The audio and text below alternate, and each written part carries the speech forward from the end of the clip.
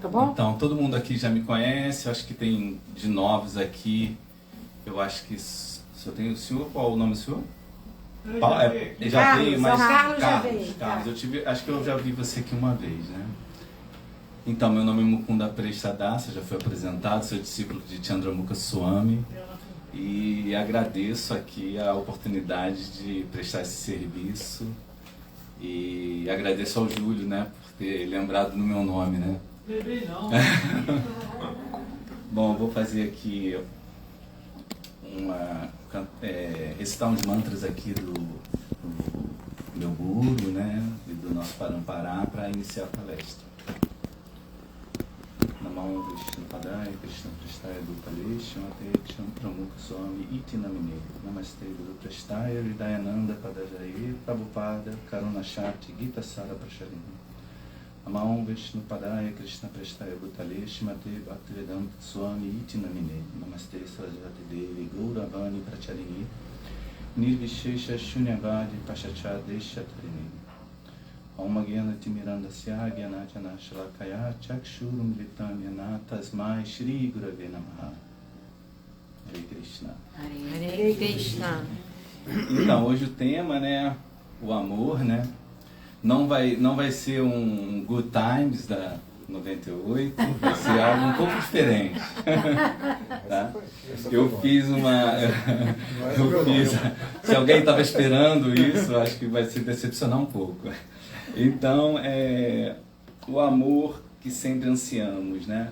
O meu guru lançou até um livro há pouco, que quando eu pensei nessa palestra, eu lembrei do livro que ele lançou, que é o Néctar que sempre ansiamos, que trata também desse tema, né? E esse amor, né? O amor, ele é uma busca, né? Como a Sundarang bem colocou, que ela é uma constante na vida humana, né? Desde que nós nos despertamos a consciência, né? Como criança, a gente está sempre buscando um refúgio, né? Algo que está amparado nesse amor, né? E esse amor ele se manifesta de diversas maneiras, né? Então a gente vai tentar trazer uma perspectiva da nossa tradição, que é a Gaudiya Vaishnava, né, que é uma tradição da Índia muito antiga, que Chaitanya Mahaprabhu veio resgatar ela na Idade Média, né? Então aqui eu fiz algumas anotações, né, e queria assim lembrar, né, que, né, mudamos de desejos o tempo todo, mas o amar e o querer ser amado é a nossa única constante estrutural. Não é um acidente existencial, é a nossa essência buscando o lar. E aqui já vou dando um spoiler, né? E o lar é uma pessoa, não é um lugar, né? Então esse aqui é o ponto, né? Dentro da nossa tradição, a gente entende que a alma, ao entrar no mundo material, de alguma maneira nós nos deparamos nesse mundo material, viemos parar aqui. E ao parar aqui em busca de uma experiência centrada no nosso eu, né, a gente vai, como o Sundarang falou, né, de tempos imemoriais, de nascimentos, através de renascimentos, a gente vai buscando experimentar o mundo material, a energia material. E daí vem a frustração, quer dizer, vem o engano, porque a gente vai buscar esse refúgio na energia material e esquecendo que esse refúgio, que esse amor, ele vem do mundo espiritual, ele vem na pessoa de Cristo, ele vem da nossa natureza intrínseca, que somos partes integrantes de Cristo, né? Somos partes de Deus, né? Então, nós somos como aquele exemplo que meu Gurudeva sempre coloca, da mão tentando experimentar do alimento sem que seja através do sistema digestório, né? Então a gente está como tentando experimentar e tentando encontrar o amor no local errado, né? Então, quer dizer, esse sentimento crônico, né, de que nos falta algo, mesmo em situações confortáveis de vida, né, a gente pode, mesmo em momentos de alegria, chega uma hora que aquilo acaba, né, porque tudo nesse mundo ele é permeado pelos gunas, né? Os gunas são o que rege o mundo material, né? Então a gente tem Sattva Guna, que é o modo da bondade, a gente tem Raja Guna, que é o modo da paixão, e a gente tem Tama Guna, que é o modo da ignorância. Esses modos, eles vão se alternando na nossa vida, então não tem como a gente se manter dentro de uma felicidade no mundo material. A gente vai estar sempre nessa dualidade, nessa impermanência.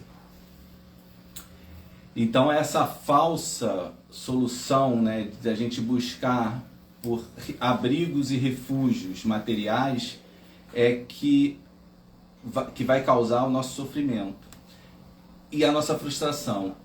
E isso já foi programado para que acontecesse dessa forma, né?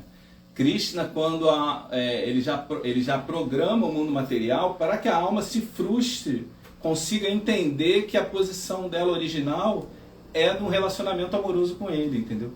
Então, a ideia de que esse mundo material está errado por causa disso é equivocada, porque o mundo material ele existe para a alma experienciar e se dar conta de que o lugar dela não é aqui, né?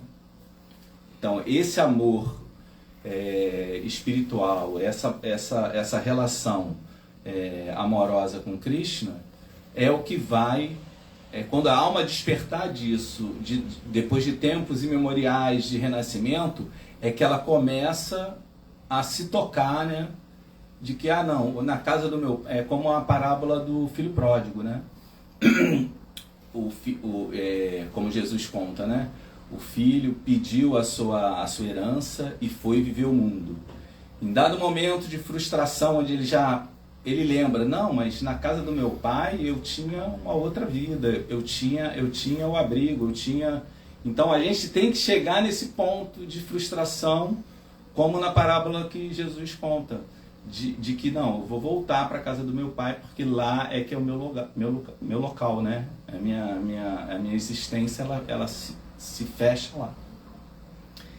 Então aqui na Bhagavad Gita, Krishna, ele no verso 15.1, ele dá um exemplo da figueira de Bengala à beira de um lago, né? Então ele diz que o mundo espiritual é essa figueira de Bengala. As folhas dessa figueira são os hinos védicos e essa figueira ela reflete no lago. Nós aqui vemos esse reflexo do lago e buscamos a satisfação através do reflexo, e é ali que a frustração. Então a gente tem que se voltar para a verdadeira figueira.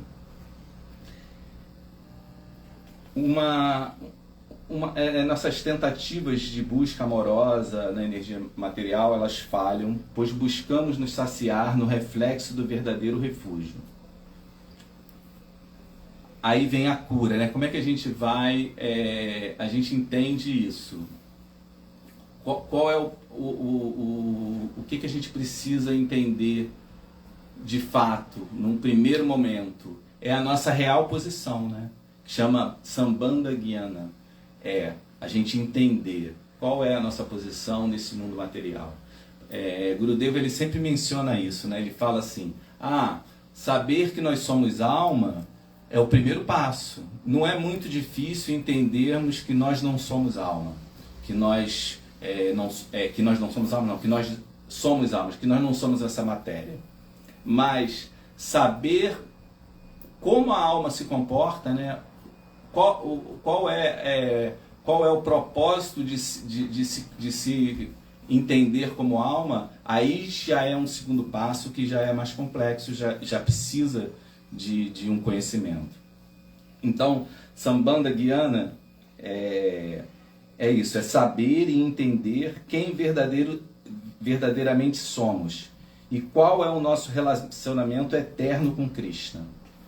Aí eu lembro aqui do verso do Chaitanya Charitamrita, onde Chaitanya diz, né, Divera Swarupa Raya Krishnera Nityadasa Krishnera Tatasta Shakti Beda Beda Prakasha, que ele diz, a posição constitucional da entidade viva, da diva, é ser um servo eterno de Krishna. Ela é energia marginal, Tatasta Shakti, de Krishna, e uma manifestação simultânea e una e diferente do Senhor.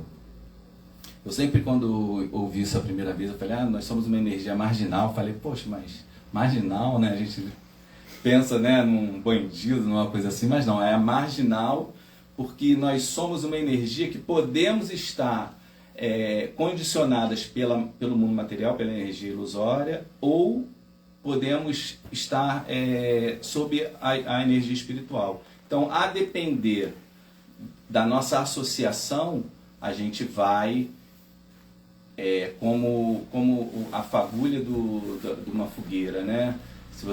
Como ferro, se você aproxima do fogo, do espiritual, ele vai ficar incandescente. Se você tira ele do fogo e coloca no gelo, ele vai se tornar frio. Então, nós temos essa natureza, né, como almas.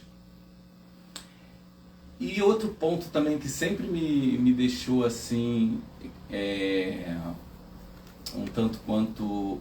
Eu acho que até uma das razões de nós estarmos aqui, né? Quando a gente escuta assim, a posição constitucional da entidade viva é ser um servo eterno, né? A gente fala, não, mas eu não quero ser um servo eterno, eu quero ser o rei eterno, né? Eu não quero ser um servo eterno.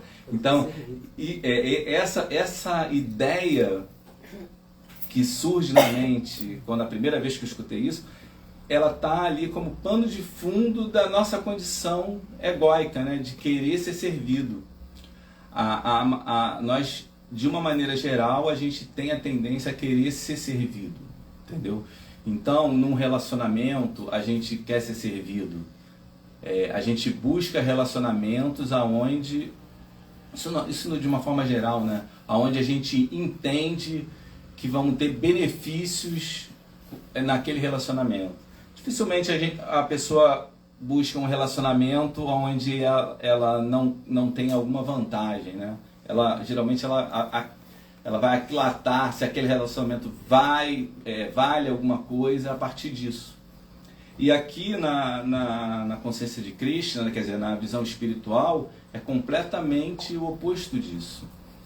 O que a alma ela busca, a alma pura, bhakti pura, né, a devoção pura, ela busca o serviço desinteressado e ininterrupto. A gente vai ver mais para frente que o ápice da vida espiritual é exatamente essa posição, que é a posição das gopis. É o relacionamento com Krishna de forma ininterrupta, desinteressada, e é o que a gente deve almejar como o exemplo maior, né?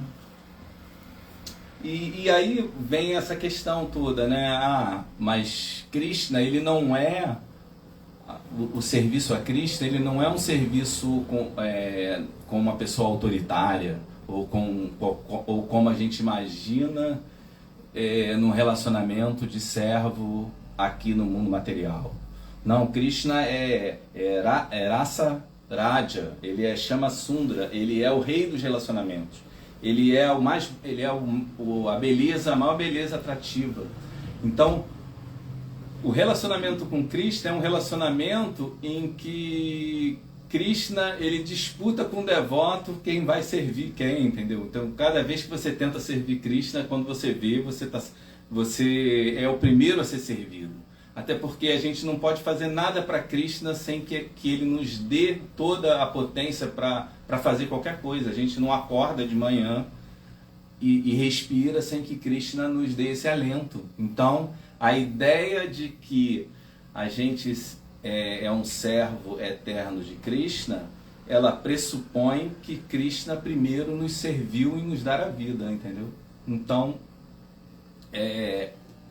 Então essa ideia, a gente precisa entender bem como é que é essa relação de servo. Ela é uma relação desprovida de abuso, né? Como a gente vê aqui no mundo material, né? É uma relação de amor. Então aqui eu anotei aqui que Krishna é o rei de todos os relacionamentos, a suprema beleza, o ápice da existência. Ele não a liberação, ela não é uma libertação da dor, né? A liberação meta apontada às vezes pelos yogis, né, que buscam moksha, a liberação. A liberação, ela é o primeiro passo para você estar nessa posição de relacionamento completo com Deus. Porque a partir do momento que a gente está liberto, entendeu, dessa condição material, aí é que começa a história, né? Então, quer dizer, é o que meu guru fala, na verdade foi a Acharya Deva que coloca isso no guia da Bhagavad Gita, né? Que existe a liberação de e a liberação para. Quer dizer, você pode ser liberado de alguma coisa, mas você também pode estar liberado para algo superior, né? Então, o devoto ele busca essa liberação para o serviço integral, para o serviço completamente desinteressado. Essa que é a meta do devoto, né? Aí nós vamos falar, quando a gente fala de devoção, a gente tem que falar dela, né? Shrimati Radharani, que é a personificação de prema, do amor puro, a Ladini Shakti, o feminino, né? A energia de prazer que emana de Krishna, que é o próprio Krishna. Quer dizer, Radharani e Krishna não são uma coisa só. Imagina só que loucura, que viagem que né? É uma coisa só, que se separam para poder se encontrar amorosamente, né? Então, Krishna e Radharani são... Krishna, a potência de prazer de Krishna vem dele mesmo, e se separa e se reencontra. E esse encontro, ele não é finito em si mesmo, porque a gente vê que Krishna está sempre ampliando esse amor que vem desse encontro, né? A gente vê nas lilas de Krishna, nos momentos, esse amor de Krishna e Radharani, ele é pontuado sempre por encontros e desencontros, né? E você vê que nesses encontros e desencontros, o êxtase do amor, ele vai num crescendo. E esse êxtase, esse crescente, e essa experiência amorosa, ela é tão misteriosa, né? Que o próprio Krishna, na lila de Chaitanya, resolve vir como um devoto para experimentar esse amor vindo da parte do devoto, né? Porque Krishna, como Gurudeva sempre fala, né? E ele é o mel. O mel, ele pode ser experimentado, mas ele não sabe qual é o gosto dele mesmo, né? Na relação amorosa entre Krishna e os devotos, ele está na posição de ser Krishna. E aí ele fala, mas pô, vem cá, esses devotos estão curtindo muito essa relação. Eu quero experimentar essa posição. E para experimentar essa posição, que é a posição máxima de Radharani, que é a devoção pura, ele vem há 500 anos atrás, como Chaitanya Mahaprabhu, né, que está no altar, e vem no humor de Radharani, para mostrar para o mundo, né, como é ser um devoto puro, né, como é essa relação, e veio também para trazer a misericórdia máxima, que é o Mahamantra, que é nessa era de Kali, né, o nosso sacrifício da era, né? Então, em outras eras haviam outros meios de se aproximar de Deus que eram potencializados, né? Então, você tinha a era da meditação, você teve que foi Satya Yuga, né? Você teve a era em que a adoração às deidades era potencializada. Você teve a era em que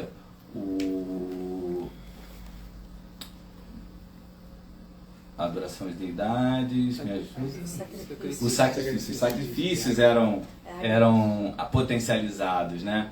E só que na Kali Yuga, na Era de Ferro, o que Krishna é uma era que é muito difícil você manter esses padrões dessas outras eras.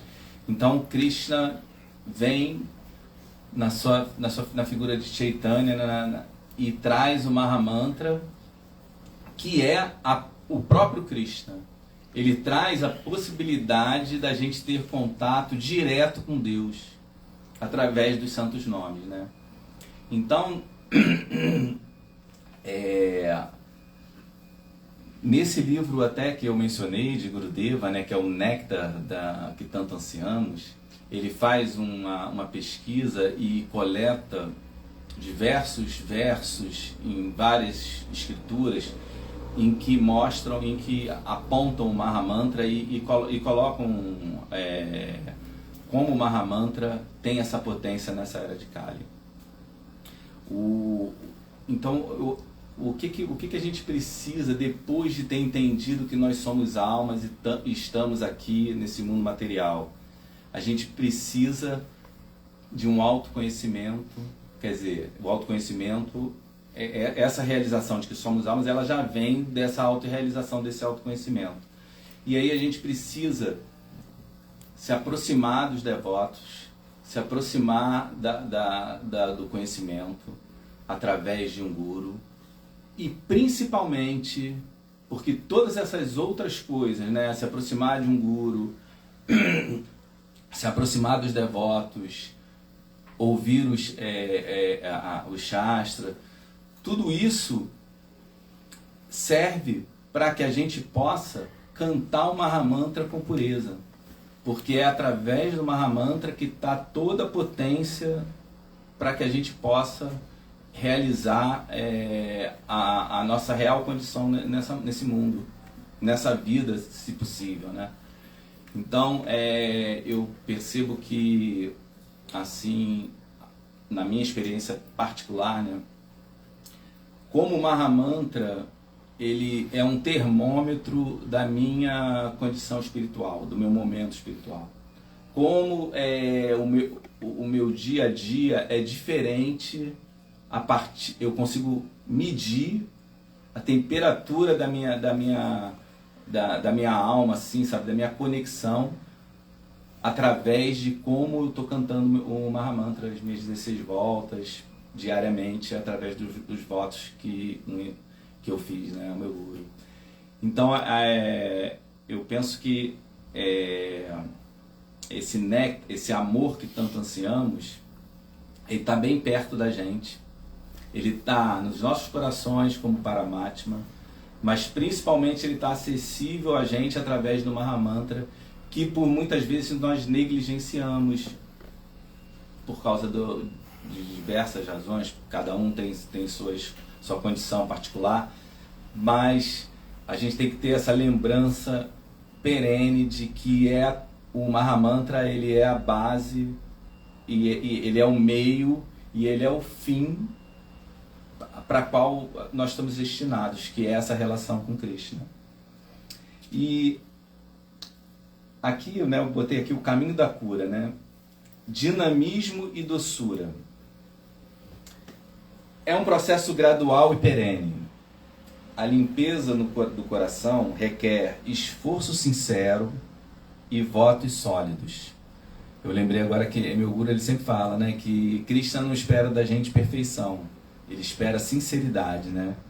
Então essa sinceridade poxa, retomar as coisas que não estão bem. Poxa, isso aqui não está legal, vou lá, vou rever. Toda essa sinceridade no coração, ela é muito importante. Bhakti é susukam, quer dizer, ao mesmo tempo, todo esse processo, né, que é gradual e perene, ele é agradável de praticar e não depende de austeridades secas e punitivas. Por exemplo, o cantar do Mahamantra, que vamos cantar 16 voltas por dia, não é algo que seja para ser considerado pesado, pelo contrário. É algo em que no momento em que a gente se dedica de fato ao cantar, aquilo vai se tornar o nosso refúgio principal na vida, vai se tornar tudo, vai ser o momento em que a gente vai encontrar Krishna e que a gente vai ter tudo o que a gente precisa para seguir em frente. Eu lembro agora de Acharyadeva, que está para vir aqui para o Brasil, né? Acho que em agosto ele vai estar aqui no Brasil. Que ele fala, que ele compara o Mahamantra com aquele momento a sós com a sua namorada, entendeu? Você pode estar numa festa, mas o momento em que você está a sós é que você vai aprofundar a sua relação. É que você vai... a relação, ela precisa existir, né? Ela precisa acontecer. E ela acontece a partir do Mahamantra. No Mahamantra que a relação com Krishna, ela vai se dar. Entendeu? E a partir dessa compreensão, a gente vai conseguir enxergar Krishna no coração de cada pessoa. E aí a gente vai expandir esse relacionamento também reconhecendo Krishna no coração de todos. E aí sim você vê a compaixão de Nityananda nas lilas, quando ele queria salvar as pessoas. Ele cante Hare Krishna. Ele só faltava sacudir as pessoas para cantar, entendeu? Porque ele entendia que as pessoas estão sofrendo desnecessariamente, entendeu? Então ele tinha essa urgência, e a gente deve ter essa urgência também para com a gente mesmo, para com a nossa, para despertar desse relacionamento. Aí eu botei aqui, o cantar é a presença de Krishna. Não é uma obrigação mecânica, é o meio e a meta para o relacionamento com Ele. Então, a gente pode trazer principalmente assim, esse ponto assim, que eu queria reforçar, né, nessa palestra, né, nessa troca, né? É a importância da gente estar sempre atento ao nosso cantar. A como a gente canta, a como a gente está se relacionando com Krishna. E eu acho que quanto mais sincero for esse relacionamento com Krishna, mais sincero vai ser o relacionamento com todas as almas que estão ao nosso redor. Porque não há como você ser sincero com Krishna e não reconhecer Krishna no coração do seu irmão, entendeu? E essa compaixão, ela vem naturalmente a partir da limpeza do coração, né? Como Chaitanya Mahaprabhu escreveu no Shikshastra, né? Até esse mesmo título, o amor que sempre ansiamos, né? O néctar que sempre ansiamos, é um trecho do Shikshastra, né? Do primeiro verso. Então é esse amor, o amor que sempre ansiamos é Krishna, né? É Krishna. É entender que nós somos partes de Deus e que esse relacionamento com Deus é que nos faz sentir que algo está faltando quando a gente tenta explorar a energia material. É quando a gente acha que vai ser feliz comprando um carro novo, quando vai ter uma graduação, um mestrado, um novo emprego, ou qualquer coisa desse gênero, que sempre vai vai dar alguma satisfação momentânea e depois a gente vai cair nesse vazio. Esse vazio ele só é preenchido com um relacionamento amoroso com Deus, através do serviço devocional. Porque, como bem disse Prabhupada, né, nosso guru, o amor, né, quer dizer, a devoção, bhakti, ela se traduz em serviço. Quem ama, serve, né? O amor, ele não está simplesmente no campo das ideias, né? Ele precisa, ele se expressa no cuidado, né? E o cuidado requer ação. É isso, eu queria deixar aqui aberto para algumas considerações aí dos meus irmãos. Desculpe qualquer coisa, assim, meu nervosismo, minha falta de erudição, mas basicamente era isso que eu queria falar.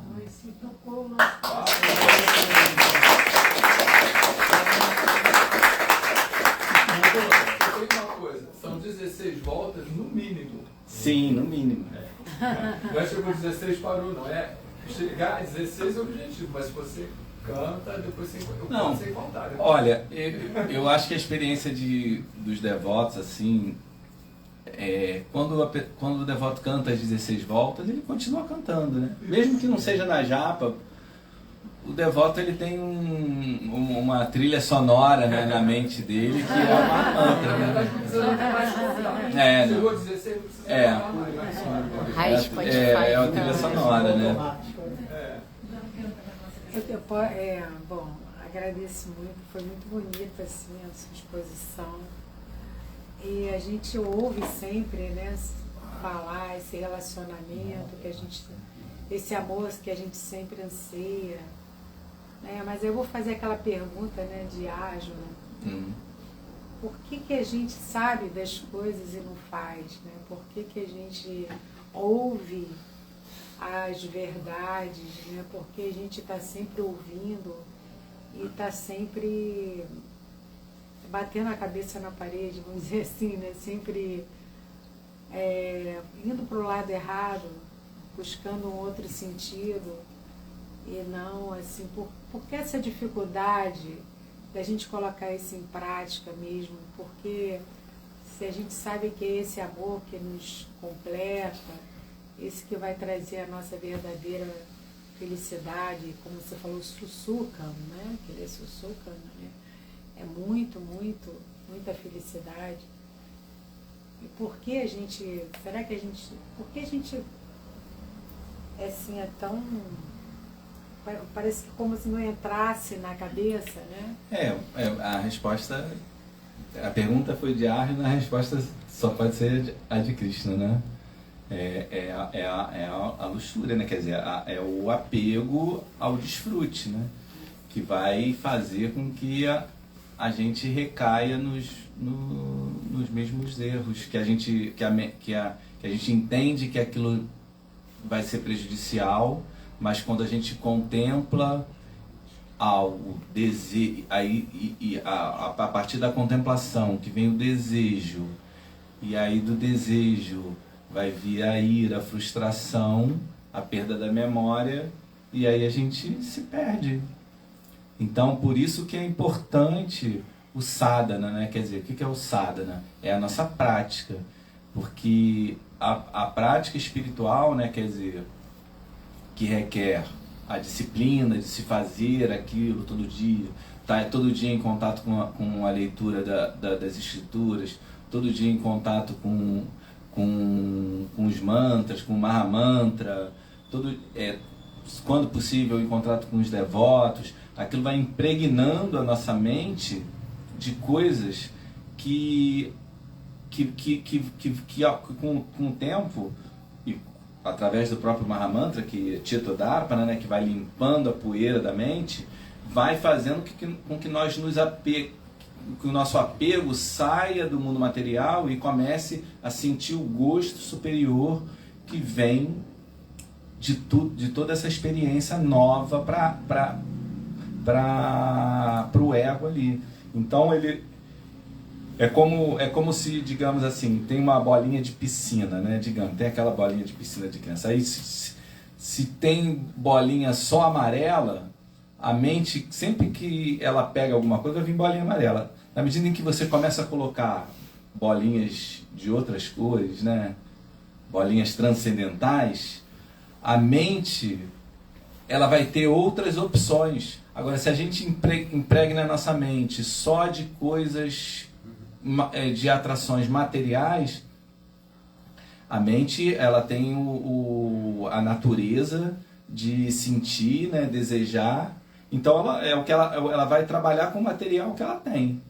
Então por isso que é importante, principalmente na situação que nós nos encontramos, né, pelo menos eu falo por mim, de devotos neófitos e tal, a importância da disciplina, da regularidade dos processos em que a gente sabe que vai ser benéfico para nosso desenvolvimento. É aquela coisa, né, do reconhecer o que não é conveniente, né? E não, isso aqui eu já sei que não vai ser bom para mim. Então, reconhecer, você trava aquilo antes de contemplar muito e de você se apegar muito àquilo. E, ao mesmo tempo que reconhecendo o que é favorável, você vai buscar o que é favorável. Você vai buscar se manter na plataforma de Sattva Guna, do modo da bondade. Por isso é importante por isso que o conhecimento é importante. Por isso que é importante ler as escrituras, é importante estar em contato com os devotos, porque a partir do contato com os devotos, eles iluminam-se uns aos outros, como Krishna fala, né? Falando sobre mim, iluminam-se uns aos outros, os devotos. É importante a gente buscar um mestre espiritual, reconhecer uma autoridade espiritual e entender, eu vou me render a essa autoridade espiritual, porque qualquer atividade no mundo mundano você vai fazer, você tem que se render a uma autoridade. Você vai no médico, você tem que se render lá à autoridade do médico, ele vai receitar alguma coisa, prescrever uma coisa para você fazer. Por que você acha que algo que é de suma importância, que é a sua condição espiritual, não precisa, você mesmo pode dar conta? Né? Então você busca conhecer uma autoridade espiritual, a partir se aproxima, faça perguntas, e aí você vendo, eu tenho uma afinidade com esse guru, com esse professor, e eu vou me render a ele, vou pedir abrigo. Aí você começa a ter ferramentas para lidar com todas essas dificuldades, né? Mas como é dito, né, o ventilador tira da tomada, mas ele continua rodando, né? Então a gente precisa ter um pouco de paciência conosco mesmo, porque todos esses anartas, né, quer dizer, todas essas dificuldades que a gente já traz de vidas e vidas e vidas, elas não vão sumir de uma hora para outra, elas vão voltar, sabe? É como aquele teu amigo que, sei lá, você curtia alguma coisa com ele, vamos falar assim, e que hoje em dia você não curte mais, mas ele vai volta e pô, mas e aí, vamos lá, porque ele tá acostumado, ele era aquele teu amigo que então você tem dentro de si amigos que você precisa reconsiderar, entendeu? Ou pelo menos ressignificar a amizade com ele, né? Ou trazer para a luz, entendeu? Que já não cabe mais determinadas coisas que você já reconhece como que são desfavoráveis. Esse verso aqui é da resposta, né? Você falou muito bem aí com o modo da bondade, né? E o verso ele fala o seguinte, é a luxúria que nasce do contato com o modo da paixão. Da contemplação. Não, com o modo da paixão. Exato. Do modo da paixão. Então acho que você foi muito bem em explicar que o modo da bondade, Maharaj Ramula sempre fala, né? Que é como é que ele fala? Bodhidharma como estilo de vida. É o pré-requisito para... A plataforma, né? O sattva, né? Sati é verdade, tua é condição, né? Eu tá naquele livro dele, já li várias vezes, esse livro fantástico. E ele fala assim, tem um trecho que ele fala, Sat, verdade, né? E tua, condição. Então, sattva é a condição para você conhecer a verdade. Exato. Então assim, se a gente não está em sattva guna, a gente vai ficar iludido. Esse que é a grande questão. E aí meu guru, né, Yamunacharya, ele compara a mente também com uma esponja. Mente é tita, né? A consciência que ele fala não somente, mas tita. É como se fosse uma esponja que vai absorvendo. Então aquilo que a gente coloca na nossa consciência, que a gente está contemplando, que a gente vai indo e ela vai puxando. A consciência vai puxando. Então, por exemplo, se uma esponja, você coloca uma esponja, por exemplo, num local muito sujo, um café, por exemplo, cevado, aí você vai ver que ela vai ficar toda suja, que ela puxou, né? Então a nossa mente é isso. Aí a gente precisa estar sempre, né, colocando coisas, né? Sim. Coisas tem boas, que ser criterioso, né? Criterioso, né? E outra coisa legal que eu achei que você falou aí, que eu ia até perguntar sobre isso, mas você respondeu minha pergunta sem perguntar. Que eu ia perguntar assim, como é que tem o amor, né? Como é que a gente consegue diferenciar, né? Assim, tipo, se a gente está tendo amor ou luxúria, né? Por alguém. No caso, amor de relacionamento mesmo, né? Sim. E você meio que deu a resposta aí, que achei muito bom, que é quando a gente só vai conseguir realmente ter amor, assim, verdadeiro, no caso, em todos os sentidos, né? Amor de pai, de filho, com as outras pessoas, quando a gente amar Krishna. Sim. Assim, foi a resposta, assim, sabe? Eu queria fazer essa pergunta e você deu a resposta. Que quando a gente conseguir amar Krishna, aí naturalmente a gente vai expandir. Vai expandir, a gente vai ver o outro como alma e não como corpo, que é o que a gente geralmente a gente vê assim, né? Os relacionamentos aí eles acabam por conta disso. Se a gente for pegar o conhecimento da consciência de Krishna, é isso, a gente vê como corpo, como propriedade, meu marido, minha esposa, né? E quando a gente enxerga que Krishna, né? Aí eu ainda não consigo enxergar ainda, né, dessa forma, mas é muito difícil. Caminhando, né? Mas pelo menos saber que é por aí, eu fico mais com conforto, assim, se eu amar Krishna, né? Vou conseguir amar melhor as outras pessoas. De Mukunda para Mukunda. Então, Mukunda, há esperança para nós. Então, assim, a partir do sadhana, a gente pode interromper os ciclos de nascimento e morte. É isso? Sim, o sadhana... nos leva ao amor. O sadhana é o princípio do devoto, né? Inicialmente a gente não tem apego ao serviço devocional, por isso que a gente precisa do sadhana, porque o sadhana ele vai nos levar nessa transição de nos apegarmos ao serviço. Inicialmente é como se fosse o açúcar candy que Prabhupada fala, né, da icterícia. Ele é um processo de cura, né, o sadhana bhakti, né?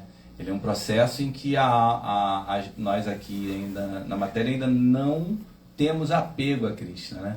É como Chaitanya coloca no início, no primeiro verso do Shikshastra, né? Coloca se colocando na posição de uma pessoa humana normal, né? Que ele fala maravilhas dos santos nomes, mas no final ele coloca, e ainda assim eu não sinto apego, né? Eu não tenho atração. Então a gente tem esse paradoxo, né? A gente entende, mas ainda não tem o apego.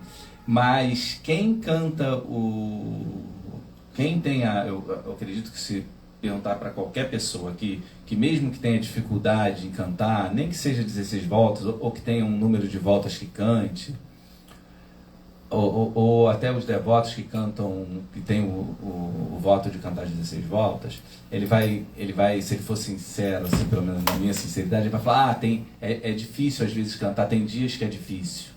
Mas a gente já experimentou em algum momento ao cantar o Mahamantra, um êxtase, quer dizer, um gosto, que é algo que não é desse mundo, que é algo transcendental. Então é um processo que o sadhana é que vai nos dar isso, entendeu? Essa transição de reconhecer esse gosto superior, de entender o espiritual, né? A atração pelo espiritual. É o que está lá nos processos de Bhakti, né? No Néctar da Devoção.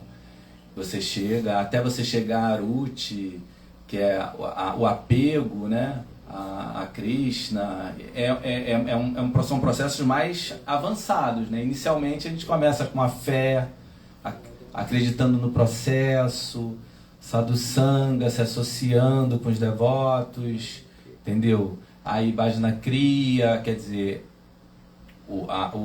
se colocar a serviço, é assim mesmo, né? Como se fosse um estagiário que chegou na empresa ontem.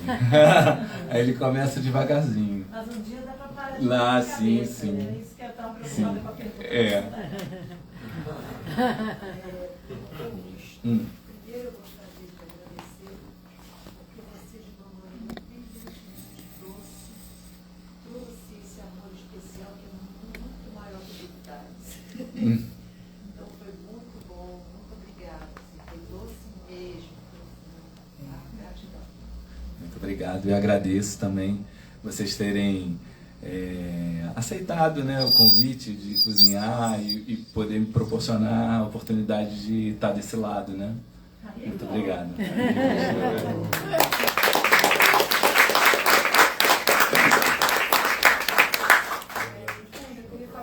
Sim. Porque a cidade tinha feito uma pergunta, né? Eu estava pensando aqui, por exemplo, o Mahamantra, por que será que a gente não faz das 16 voltas, nem sempre a gente, né?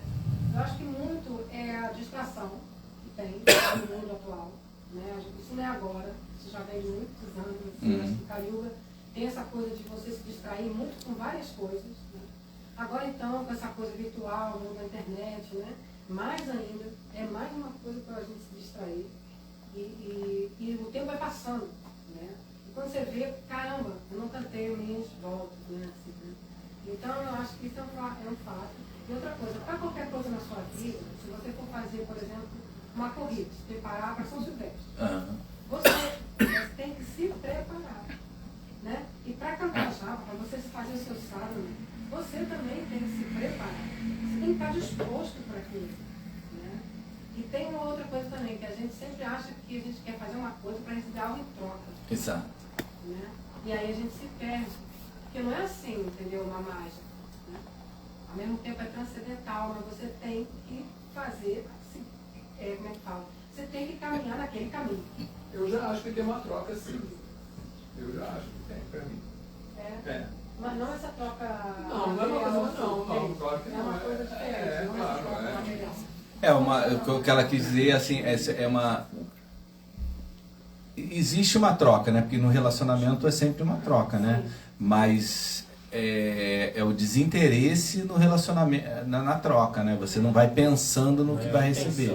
Toda relação, ela vai haver uma troca, né? Porque quando a gente vai num relacionamento agora, no momento good times, né? A gente vai conhecer uma pessoa, a gente vai se abrir para a pessoa vai se abrir e vai haver uma troca, entendeu? Agora, se a gente tem um interesse, um egoísta em cima do relacionamento, aí é o que ela quis dizer que não deveria ter em relação ao Mahamantra, né? Esse interesse egoísta de você, eu vou cantar o Mahamantra, como é uma das ofensas, né? Vou cantar o Mahamantra para me livrar dos meus erros, né? Ou fiz alguma coisa errada, vou cantar o Mahamantra para poder me purificar. Entendeu? Você não ter esse interesse, né? O interesse é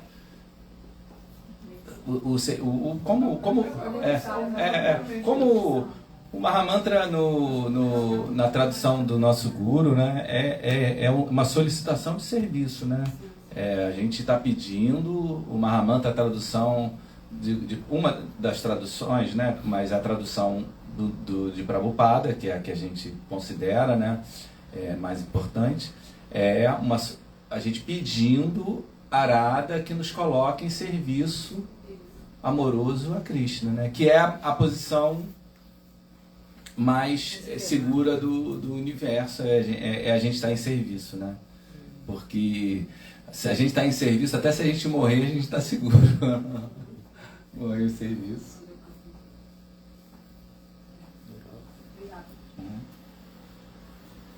Agora, uma coisa que eu também acho que queria complementar, né, que eu acho que cabe, trazer um pouco para o relacionamento, já que amanhã é dia dos namorados, né?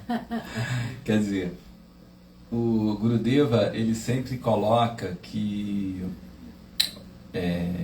eu refletindo sobre a aula, eu falava assim, mas e o relacionamento que a gente cultiva aqui no mundo material entre... Não só o relacionamento amoroso, mas o relacionamento de amizade. Ele se perde ao nós voltarmos para Goloka, Vrindavana, para o mundo espiritual. Existe esse tipo de relacionamento lá? Ou o relacionamento ele é totalmente voltado apenas na relação com Krishna, né? Ficou essa assim, né? Aí eu não cheguei a encontrar nenhuma resposta dentro dos Shastras e tal, né? Mas eu, pensando assim, através do que meu guru fala, né, do que eu já ouvi ele falando, que na relação entre casal, quando o casal coloca Krishna no centro, quer dizer, quando o casal se relaciona, mas entende que o relacionamento deles é que eles querem caminhar juntos para Krishna, e um auxiliando o outro, os dois, um reconhecendo o outro como alma e amparando as necessidades um do outro e caminhando juntos, esse tipo de relacionamento, ele também pode ser levado para o mundo espiritual, assim, no meu entendimento, porque isso acontece entre os devotos. Por exemplo, quando a gente canta para Krishna, a gente está se relacionando entre a gente troca uma energia entre a gente, e essa energia é multiplicada num serviço a Krishna. Então, eu acho que os relacionamentos, até aqui na Terra, se eles conseguirem ter a compreensão de que existe uma pessoa suprema que deve ser a meta de ambos, né? Eu acho que essa seria a chave de um bom relacionamento. Quer dizer, nunca esquecer a presença de Krishna, nunca achar que o objeto de amor de um e do outro está acima da pessoa suprema. Assim, e eu acho que se eles entenderem isso, eles vão estar como aquelas duas pontas do triângulo chegando lá pro vértice. É isso. É o triângulo amoroso que dá certo. É o único triângulo amoroso que dá certo. Júlio, tem alguma pergunta, Júlio? Você está calado? Para provocar.